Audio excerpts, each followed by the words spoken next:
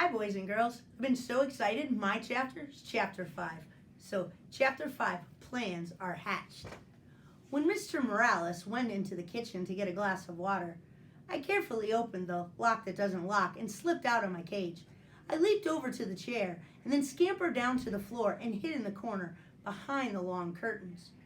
Mr. Morales returned and sat down again. The children were still thumping and bumping and were now screaming and screeching as well. "Say, Humphrey, maybe you need some water too," he said, and leaned toward my cage. Mr. Morales gasped when he saw that it was empty. "Humphrey, where did you go?" "Oh, I should have known you'd escape. I'd run away from those kids if I could too. Hey, but do me a favor, Humphrey, please come out." In a panic, he darted around the room. "The kids in room 26 will hate me if I lose you," he said. I felt sorry for Mr. Morales, so I scratched around a little. "There you are," he said, bending down to look at me. "Now, let's get you back in your cage." Not quite yet, I thought. He reached down to pick me up, and I scampered forward just a few inches past his hand. "Don't do this to me, Humphrey," he said. "Cooperate." But I wasn't doing anything to him. I was doing something for him. "Work with me," he said, but this time to himself. Hey, maybe. Hey, that's it." He looked down at me.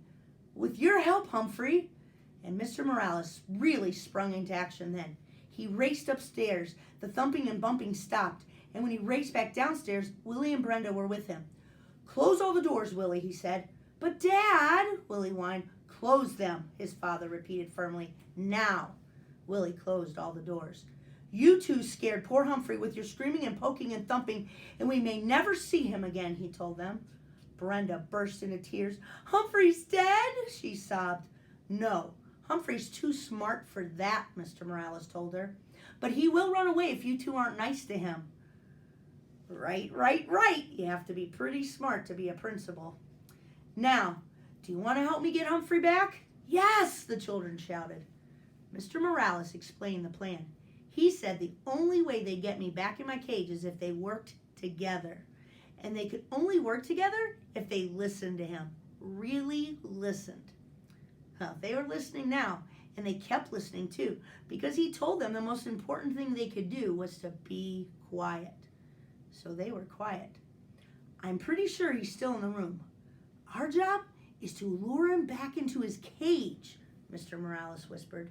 He put my cage in the middle of the floor, and then he went to the kitchen and got a handful of sunflower seeds. Willie and Brenda helped him make a trail of seeds across the floor leading up to the cage. "Good," said Mr. Morales. "Now we have to be very, very quiet and wait for Humphrey to pick up the seeds. But if you say anything or even move, you might scare him." "We'll be quiet, Dad," said Willie, and Brenda agreed, and they all sat on the sofa. "Do you think it'll work?" Willie whispered. "Of course," Brenda answered. "Dad's smart." Well, he's not the only one. I waited for a while. After all, the Morales children needed all the practice staying quiet that they could get. And when Willie got restless, I started skittering along the floor. "I hear him," said Brenda. "Shh," said Willie. I waited a few more seconds and then scrambled out of the corner and grabbed the closest seed. I could hear loud gasps from the children, but I pretended not to notice. I scurried toward the second seed. This plan Mr. Morales and I came up with was tasty, tasty, tasty. I could almost feel 3 pairs of eyes fixed on me, but I ignored them. I grabbed up the third and the fourth seeds, hid them in my cheek pouch, and then stopped right outside the open door of my cage. Inside, Mr. Morales had left a lovely pile of sunflower seeds. It was nice to be free, but my cage was home after all. Besides, until the day somebody fixes the lock that doesn't lock, I can still get out whenever I want. The kids were still quiet, so I made a run for the cage. Mr. Morales quickly closed the door, and the children began to cheer. "We did it," said Brenda. "Dad's the smartest man in the world," said Willie. "Hey, you kids helped. When we cooperate and work together, we make a pretty good team," Mr. Morales told them. "Lo mayor." I'm not sure what that is, but I'm thinking that is it, Willie agreed. "The best." Mr. Morales squatted down and winked at me. Of course, Humphrey helped too. I'll say. The rest of the weekend with the Morales family was fine. Sometimes the kids started interrupting their dad or mom, but Mr. Morales just reminded them that they could be polite if they tried. Willie and Brenda tried. Mrs. Morales sold a house. It turns out that selling other people's houses is her job, so they celebrated with pizza and ice cream. Brenda learned to hold me gently. Willie even cleaned the poo out of my cage, which I appreciated. Life is good, I thought as Mr. Morales drove me back to school Monday morning. Then I remembered Mrs. Brisbane and how she said that I was a troublemaker and she was going to get rid of me.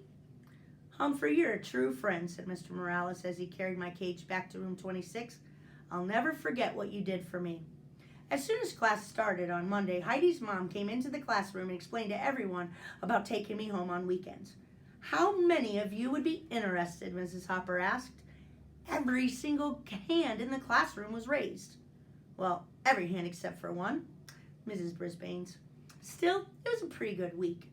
I got a 90% on the vocabulary test, and I bet Saya got 100%.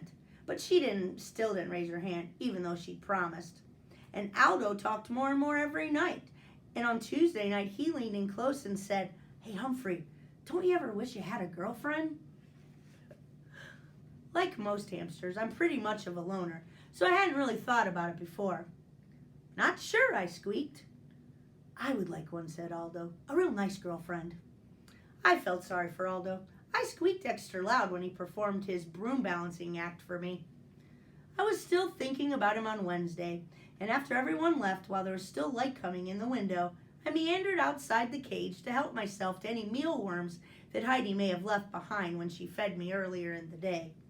The table was covered with newspapers, and while I nibbled, I browsed the news.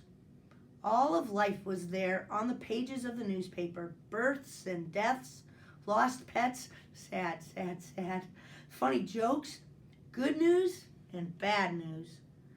Then there were the ads. My, there's so many stores, and not just Petorama, but Shoesorama, Foodorama, and Books Galore, and the Wild World of Tools. And there were other ads too. One in particular caught my eye that afternoon, and it read, Work nights? Lonely? You want to meet others who work nights? The Moonlighters Club for people who work at night. Meetings are held during the day on weekdays, hikes and outings to restaurants, parks, plays, movies, and much more. There was a name and a phone number at the end. I could hardly believe it. This was exactly what Aldo needed. I could already see him smiling and happy going to parks and plays with the Moonlighters Club and having a girlfriend. But how could I get Aldo to read this ad? He'd probably just throw it away. Still, if I cut it out and left it in a place where he couldn't miss it, well, maybe. Hamsters can't do scissors, but we have nifty teeth. It took me a while to nibble the whole ad out neatly, but I did a pretty good job. Then I stood the clipping up against my cage. Aldo couldn't help but see it if he looked at me, which he always did. That evening, I was more anxious than usual for Aldo to arrive, and when he turned on the lights, I squeaked, "Hello!" right away. "Greetings to you, my little friend," said Aldo as he pushed his cart into the room. "You sound like you have something on your mind." "You bet," I tried to tell him. He ambled over to my cage and leaned down to look in. "What's happening, Humphrey?" he asked. I saw his eyes light on the scrap of newspaper. "Hey, I can hardly see you." He reached out and pushed the clipping aside. "Read it!" I squeaked right out. Of course, he didn't understand. He didn't even look at what the ad said. He just sat it down next to the cage and leaned in closer. I was squeaking a blue streak. "Look at it now!" "Calm down, Humphrey. I got a treat for you," said Aldo. He reached into his pocket and pulled out a tiny bit of carrot. "Your pal Aldo will never forget you." My heart sank. You try to help a human and they don't even pay attention. But as you know, I don't give up easily. I squeaked happily while he balanced his broom on one finger as usual. But my mind was on the Moonlighters Club and how to get Aldo there. After he left, I scrambled out of my cage, picked up the newspaper clipping, and tucked it inside my notebook. Then I hid my notebook behind my mirror. If I didn't, somebody mean, like Miss Brisbane, might throw it away. I was still wondering what to do with it the next day when Mrs. Brisbane rolled in a cart with a big machine on it. "This is the overhead projector," she told the class. "I'm going to use it for some map work." When Mrs. Brisbane turned the machine on, a bright light was projected onto the wall. Then she placed the paper map on the glass, and suddenly that map showed up really big on the wall. She could write on it and draw on it, and you could see everything she wrote. A machine like that could come in very handy, I thought. So when Mrs. Brisbane turned the machine off and sent my classmates off to lunch, I thought about that machine. When AJ cleaned my cage and changed my water and bedding, I thought about that machine. I thought about it so hard, I suddenly came up with a really good plan.